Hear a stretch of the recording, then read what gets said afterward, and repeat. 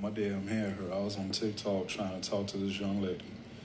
She said the reason she get a new car every 2 years, she get a brand new car every 2 years, is because she don't want to have to worry about when the car break down. And I said, okay. I said, what is your definition of the car breaking down? She said she don't have to worry about stuff like tire rotation, oil change the brakes, little shit like that. And I was like, sweetheart, come sit down. Please just sit down. You do realize all the shit that you name is cheaper than the car note that you're paying every month, and then that shit don't break down every month. So once you finish paying that stuff off, let's say your car. Let me stop this real quick. First question I gotta ask is, where are the fathers, right? Where are the fathers at? Because rightfully so, even if you don't have a man in your life, if she didn't have a man in her life at that point of time, which I do firmly believe in traditional roles, anything dealing with house maintenance, dealing with cars, something happens and you gotta change your tire, men do manly things. They do the men stuff, right? But even to say she didn't have a man, was there no father figure, nobody in her life to ever tell her that it's financially cheaper to do routine maintenance on a car than to buy a new car every 2 years? That is insane. And maybe she's not buying. It kind of sounds like a lease. And with leases, guys, what genuinely happens is it allows you to get in a newer vehicle, right, with a minimum amount of money down. Obviously, they still do things like pull your credit, and then there's limitations like mileage limitations, and you pay a certain amount of cents per mile over when you turn the car in if you did go over.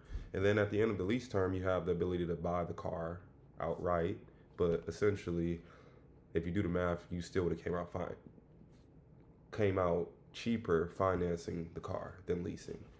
But if she's actually, running her credit every 2 years, purchasing a new vehicle, and even at that, are you purchasing the same make and model, just 2 years newer, or you're hopping from brand to brand? But maybe she just have money. But even from a business perspective, right? If the vehicle is not over 6,000 pounds, you can't write it off. If it's a lease, you can write off the lease payments and everything that comes with the lease. But I'm assuming she's just an average everyday woman, and there's nothing wrong with being average every day.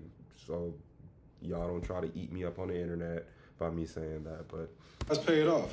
You need some new tires, you need an oil change, whatever the fuck it is. That stuff is still cheaper than paying the car note every month. Once you pay for that stuff that you need to get fixed, you don't have to ever worry about paying the car note for the next months ahead. And it's not just her, it's a lot of people that I work with who think like that. Why is your car note $1,700?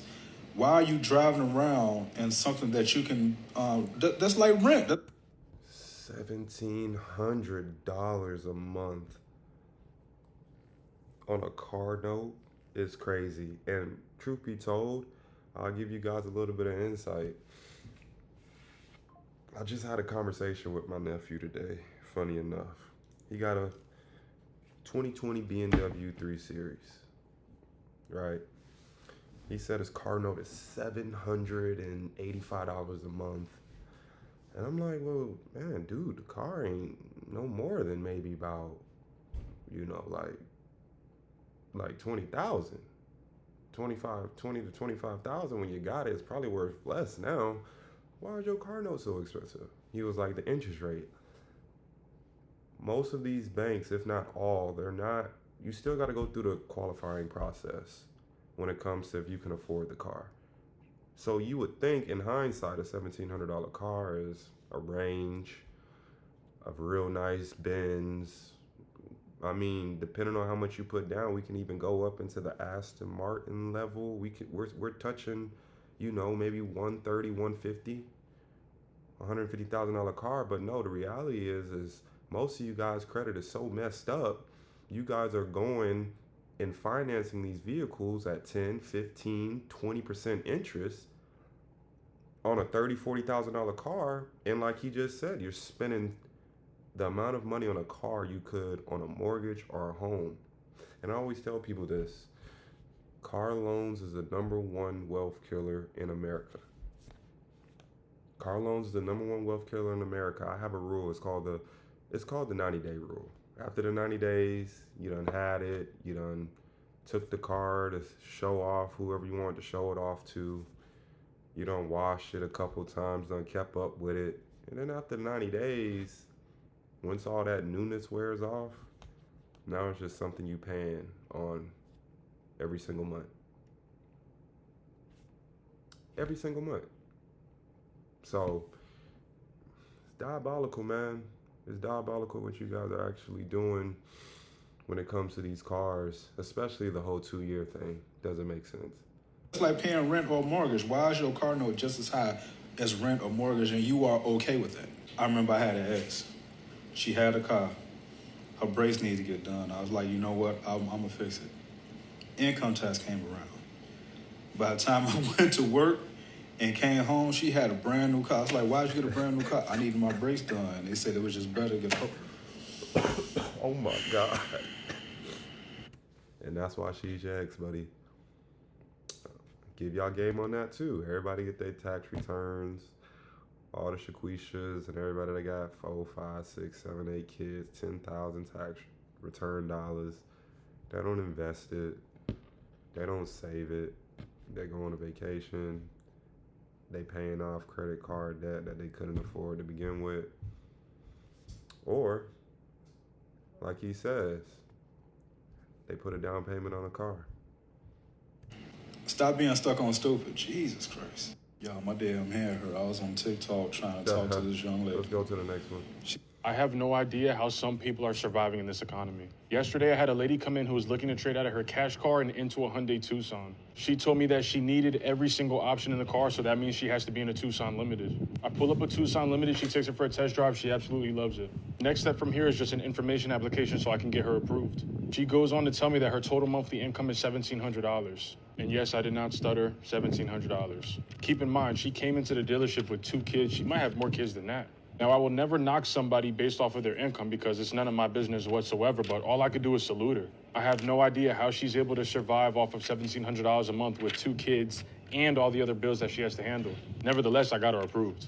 Her payment came out to $508 on the car that she wanted, but I told her there was other cheaper options that were less loaded that would save her money monthly. She said she didn't want those. Now, given that she had her cash car for 10 years, she forgot that she needed full coverage on the new car. She ended up just using the quote finder in my bio. She secured insurance for like $200 a month. So $200 a month for car insurance plus $508 for the actual car note. We're at $708 a month. That's a little bit less than half of her total monthly income. God bless her. And that's another good point that a lot of people don't think about. Car insurance is a mug. Boy, car insurance is, you don't got no clean driving record, depending on where you live in states like Florida, you live in states like California, you live in, surprisingly, I heard Northeast, they have pretty cheap insurance rates, but depending on, the state, your driving record, the car insurance could be, if not just as much as the car note, but if not more. If not more. I know somebody, I just put it out there because I've seen it personally. I'm not going to say who it is, but I've personally seen somebody have car insurance that was more than their actual car note. And you're right, that's just the bank's way of ensuring that if anything happens to the car, the insurance company will be able to pay the bank back the full amount. Because a lot of people also don't understand that, like, yeah, I brought a car, it's my car, it's my car. No, it's not. It's not your car until you get the titles. It's not. It's not. Let me show y'all something. It's the first time I've ever did this.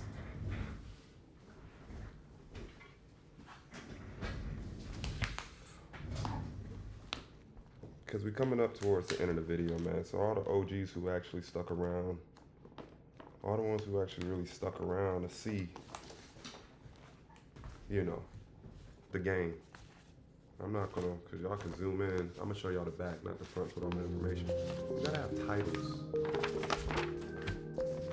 You gotta have titles. You gotta, hold on.